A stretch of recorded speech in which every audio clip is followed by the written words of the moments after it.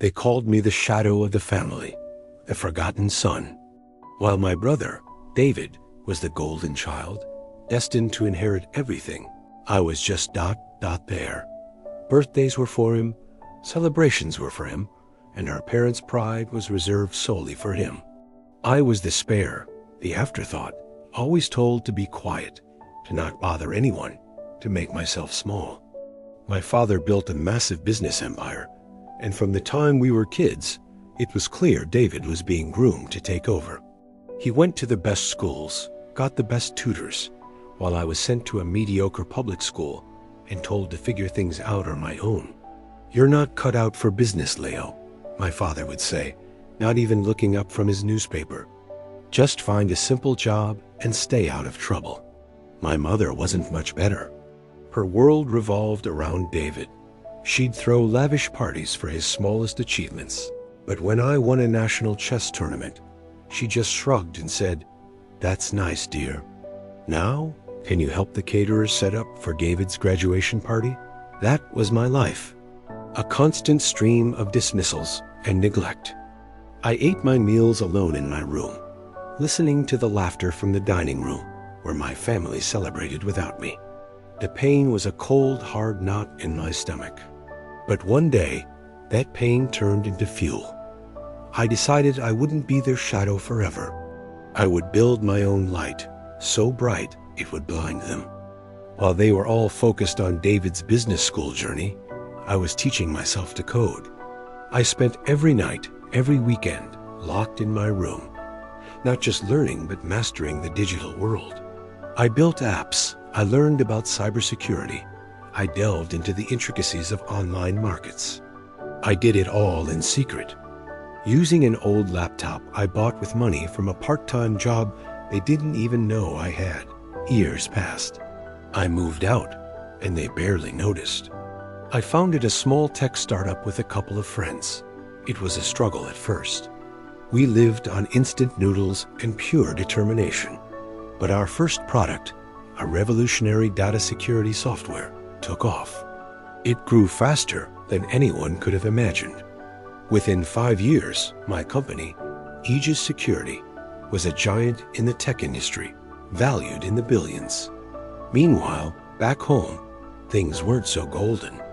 David, the chosen one, had taken over the family business, but he was arrogant and reckless. He made a series of terrible investments, ignoring the advice of seasoned employees. The company, once a titan, started to crumble. Debts piled up, and they were on the brink of bankruptcy. That's when I got the call. It was my father. His voice, once so commanding and dismissive, was now shaky and desperate. "Leo," he stammered, We need your help. The company, it's all going to be lost." He wanted me to bail them out, to pour my hard-earned money into the mess David had made. I met them in the same grand boardroom where I'd been told I wasn't good enough.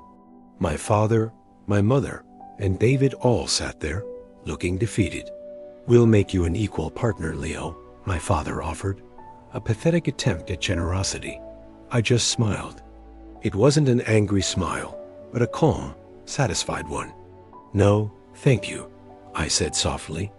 They looked stunned. "What do you mean, no?" David blurted out.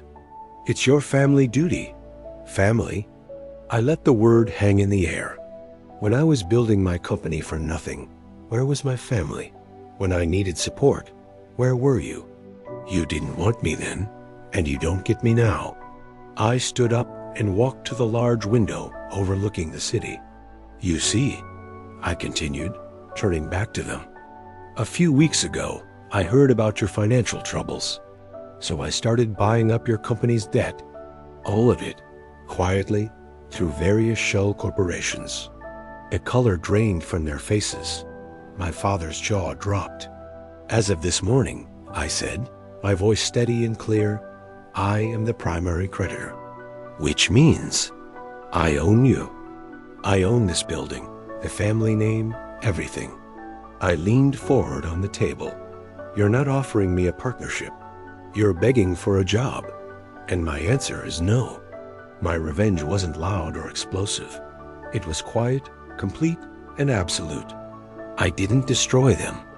I just let them fall from the pedestals they had built for themselves.